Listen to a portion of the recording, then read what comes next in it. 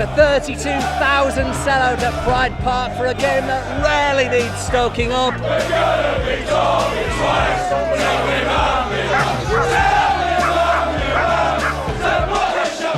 The rumpus following Forest's victory in the reverse fixture last August, when both teams were fined for failing to control their players and Nathan Tyson was suspended for his flag-waving antics, is still fresh in the memory.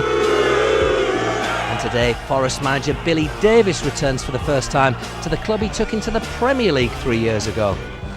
What about your manager? How's he going to be feeling today, do you think, after what happened to him? After what happened to him here, he desperately, I'm sure, he wants to work one over them, and I'm sure he's told the lads in the dressing room that. Well, I think deep down inside, I think it hurt him. I think it hurt him the way he was treated, and I think he's got a point to prove.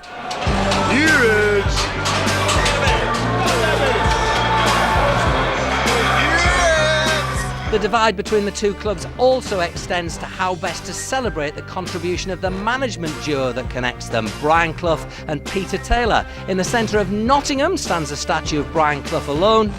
But in the summer, this is where Derby County will erect another one in honour of the pair of them. And under here, we can reveal for the first time a miniature replica of what it's going to look like. Wendy, are you going to do the honours? I hope they're there. Come on, Dad. Come on, Brian. Ta-da! And what do you think the two of them would think of the job that Nigel's doing here? I think they'd say, keep a steady hand, son. You know, it'll work out. I remember when they went to Hartlepool were fourth from bottom, and at the end of their first season, they were second from bottom. So, you know, sometimes you've got to go down before you go up. So I think they'd say he's doing a good job. Has there ever been a moment over the last year or so where you've thought, oh, blimey, what have I got myself into?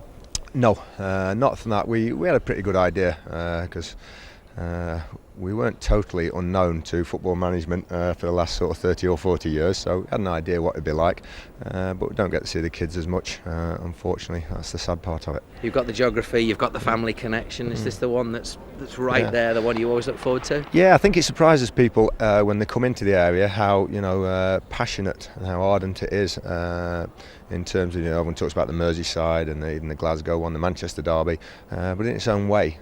This is just important to the people in the East Midlands. So no, all family connections, anything goes out the window. We just want a result for Derby today.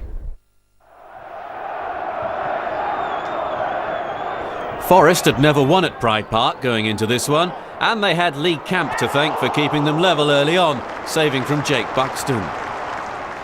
Forest were quite clearly the form team, but the Rams looked threatening from set pieces. Sean Barker this time with the effort, but Camp again foiled his former club.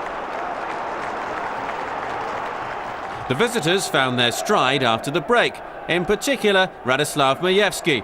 How about this for a mazy run to somehow create a chance for Paul Anderson? But the midfielder couldn't make the most of the opportunity.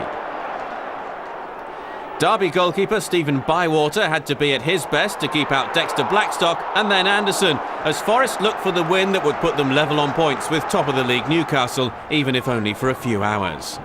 When Forest old boy Chris Commons set up Rob Holtz for what proved to be the only goal, the celebrations were understandable, as Derby fans haven't had much to cheer about at Pride Park recently.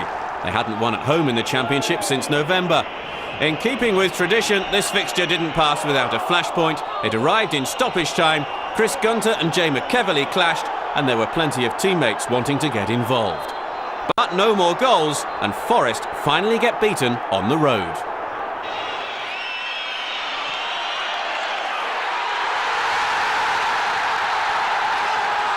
I think we deserved it over the 90 minutes.